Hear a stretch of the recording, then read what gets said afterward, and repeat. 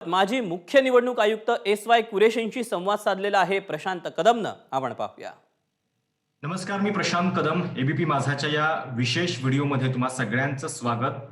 कालच सुप्रीम कोर्टामध्ये एक महत्वाची घडामोड घडलेली आहे, ज्यामुळं महाराष्ट्रातल्या सत्ता संघर्षाचा जो सगळा पेच आहे तो आता सुप्रीम कोर्टातून गेलेला आहे निवडणूक आयोगाच्या मैदानामध्ये. ही सगळी लढाई जी आहे ती आता निवडणूक आयोगामध्ये होणार आहे. राजकीय पक्षावरती नेमका दावा कुणाचा आहे, निवडणूक चिन्ह कुणाचं, शिवसेना नेमकी खरी कुणाची, या सगळ्या प्रश्नांची उत्तर आता निवडणूक आयोग ठरवणार आहे. आणि त्याचमुळं निवडणूक आयोगाचं कामकाज या सगळ्या प्रश्नासंदर्भात किंवा अशी एखादी केस आल्यानंतर नेमकं चालतं कसं, हे व्यवस्थित समजून घेण्यासाठी आता माझ्यासोबत आहेत देशाचे माजी मुख्य निवडणूक आयुक्त एस.वाय. कुरेशी सर. सर, आपका बहुत बहुत स्वागत है. महाराष्ट्र के राजनीति में जो एक लीगली केस चल रहा था वो अभी सुप्रीम कोर्ट से लेकर चुनाव आयोग के द्वार पर पहुंच गया है, तो हम इस पूरे बैकग्राउंड पर हम आपसे बात करना चाहते हैं. सबसे पहले तो कल जो सुप्रीम कोर्ट का डिसीजन आया, तो उस सुप्रीम कोर्ट के डिसीजन के बारे में आपका क्या कहना है? जब ये कांग्रेस के स्प्लिट का केस आया तो इलेक्शन कमीशन ने उस पर फैसला दिया कि भाई मेजोरिटी का टेस्ट है कि जिसके पास मेजोरिटी होगी वो ही पार्टी माना जाएगा. इसको भी सुप्रीम कोर्ट ने अपहोल्ड किया कि मेजोरिटी टेस्ट जो इलेक्शन कमीशन ने अप्लाई किया है यही सबसे ठीक तरीका है, यही अच्छा तरीका है.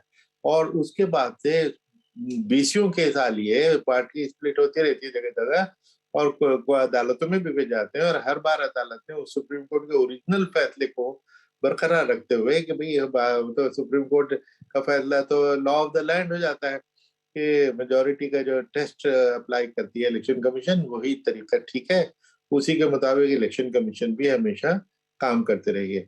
अब मुझे जो थोड़ी सी हैरानी हुई थी जब 2 महीने 3 महीने पहले इलेक्शन कमीशन के पास जब ये केस जाने वाला था या शायद चला गया था और सुप्रीम कोर्ट ने कहा कि इलेक्शन कमीशन इसको नहीं सुनेगी, तो मुझे तो हैरानी हुई थी कि इलेक्शन कमीशन नहीं सुनेगी तो कौन सुनेगा. इलेक्शन कमीशन ही तो इसकी कॉम्पिटेंट अथॉरिटी है, हमेशा यही सुनती है. अब वो कॉन्स्टिट्यूशन बेंच ने शायद और कोई कुछ इश्यूज उठाए होंगे जिस वजह से ये कॉन्स्टिट्यूशन बेंच बनने की नौबत आई, जरूरत पड़ी. अब कॉन्स्टिट्यूशन बेंच नहीं कह दिया गया, पहले इलेक्शन कमीशन इस पे एजुडिकेट करे, उसके बाद अगर फिर भी कोई इख्तिलाफ होगा, झगड़ा होगा तो उस पर सुप्रीम कोर्ट में जा सकता है. तो अब इसका जो इलेक्शन कमीशन के पास इस केस का जाना नॉर्मल नेचुरल था और इसमें मुझे कोई सरप्राइज नजर नहीं आता. जैसे कि इस केस में एकनाथ शिंदे ग्रुप जो है वो सबसे पहले चुनाव आयोग के पास पहुंचा है और अब सुप्रीम कोर्ट ने ग्रीन सिग्नल दिया है, तो कार्रवाई शुरू होगी चुनाव आयोग की. सर, हम जानना चाहते हैं कि आयोग की जो ये प्रोसीडिंग्स है वो क्या होती है, उसके स्टेजेस क्या है, सबसे पहले क्या होगा, उसके बाद मतलब स्टेजेस जरा विस्तार से बताइए. जी देखिए, हर कोर्ट केस की तरह एक पार्टी अगर पिटीशन देती है तो दूसरी पार्टी को नोटिस दिया जाता है कि आप इसका जवाब दीजिए, आपको क्या कहना है.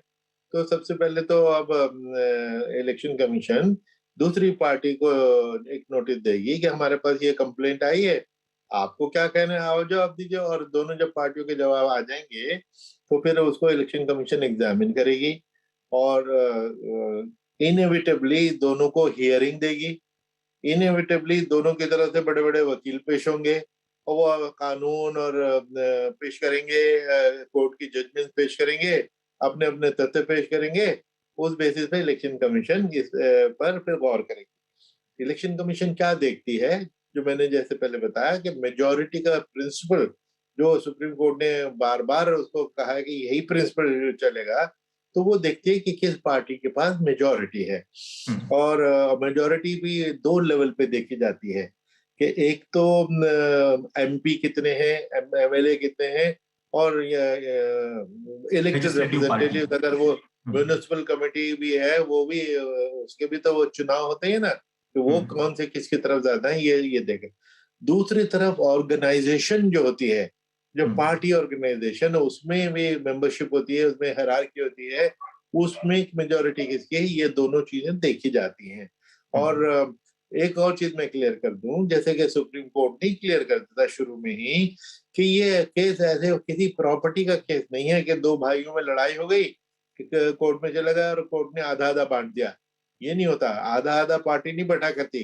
पार्टी अपनी पूरी होती है, वो एक तरफ मानी जाती है कि यह एक ए की है या वो बी की है, और वो हाफ नहीं होती, वो पूरी होती है। फैसला किस बेसिस पे होता है? मेजोरिटी के बेसिस पे। तो जो मेजोरिटी जिसके पास होगी, अब इसमें जो थोड़ी सी डिफिकल्टी आ सकती है, तो हो सकता है कि विधानसभा वगैरह में मेजोरिटी एक ग्रुप की हो और पार्टी ऑर्गेनाइजेशन में किसी दूसरे की हो। उस वक्त इलेक्शन कमीशन क्या फैसला करती है, ये सब देखा जाएगा कि क्या क्या कहते हैं। उनके सामने तो फुल फैक्ट्स होंगे, हमारे सामने हम्म, तो अभी कुछ है नहीं। दोनों हम्म, पार्टियां अपने अपने पक्ष रखेंगी, सबके जो उनके सपोर्ट बेस है उस सबके दस्तखत देंगे, सिग्नेचर देंगे। उन सिग्नेचर में अक्सर हमने ये देखा गया है कि दोनों पार्टियां कुछ लोगों की सपोर्ट क्लेम करती हैं, तो उनके दस्तखत इधर भी दिखा देते हैं, दूसरी तरफ भी दिखाई देते हैं। ऑब्वियसली हम्म, एक तरफ तो वो फिर बोगस ही होते हैं। अब उस हम्म, बोगस सिग्नेचर को आइडेंटिफाई करना भी अपनी जगह एक प्रॉब्लम होता है, चाहे वो 150 ही हो, लेकिन के वो कौन जेन्युइन है। तो इस वजह से थोड़ा टाइम भी लग जाता है, 3-4 महीने के इसमें लग ही जाते हैं आइडेंटिफाई करने में कि जिन जिन्होंने साइन किया है वो सिग्नेचर जेन्युइन है कि नहीं है। तो अब ये देखा जाएगा, 3-4 महीने लगते हैं। और एक चीज मैं और इसमें बता दूं कि अक्सर ऐसा होता रहा है पहले भी कि अगर 3-4 महीने का टाइम नहीं है पार्टियों के पास, क्योंकि कोई इलेक्शन होने वाला है, तो ओके, अब इलेक्शन, और अभी इलेक्शन कमीशन ने फैसला नहीं किया कि कौन सी पार्टी रियल पार्टी है, तो ऐसी सूरत में वो एक इंटरिम अरेंजमेंट करते हैं। और इंटरिम अरेंजमेंट क्या होता है कि दोनों पार्टी का नाम और दोनों दोनों से वो सिंबल को फ्रीज कर लेते हैं।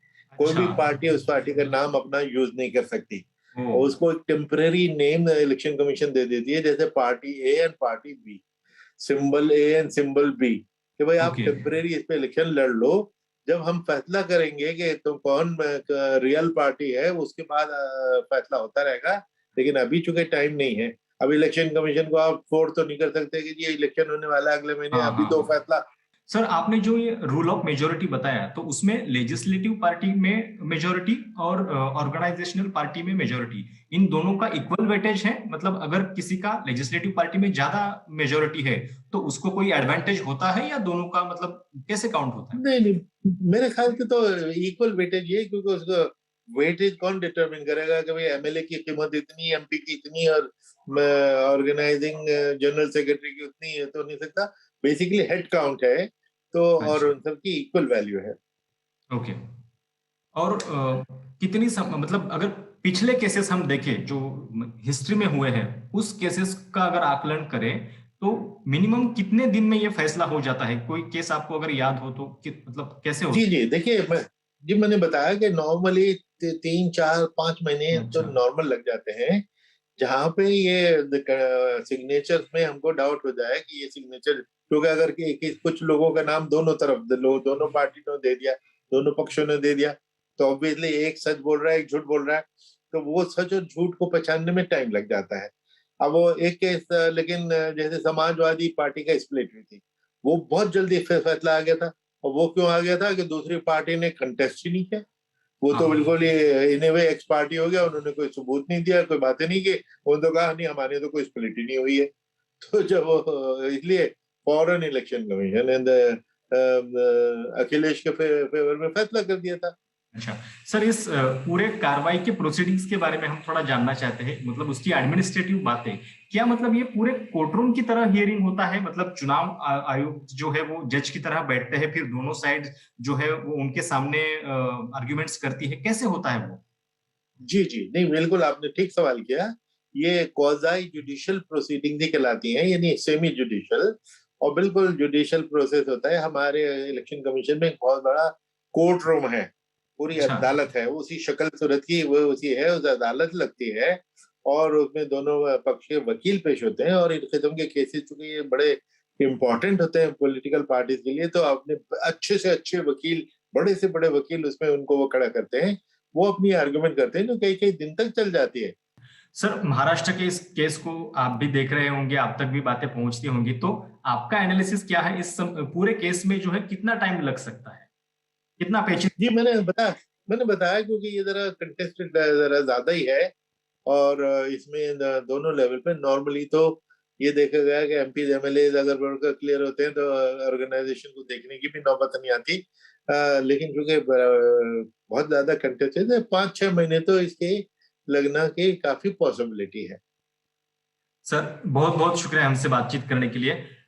तर हे होते देशाचे मुख्य निवडणूक आयुक्त एस.वाय. कुरेशी, जे आपल्याला सविस्तरपणे संपूर्णपणे काय प्रक्रिया आहे निवडणूक आयोगातली, कशा पद्धतीने कामकाज चालतं, सध्याच्या केसमध्ये नेमका किती वेळ लागू शकतो हे त्यांनी सविस्तरपणे सांगितलेलं आहे.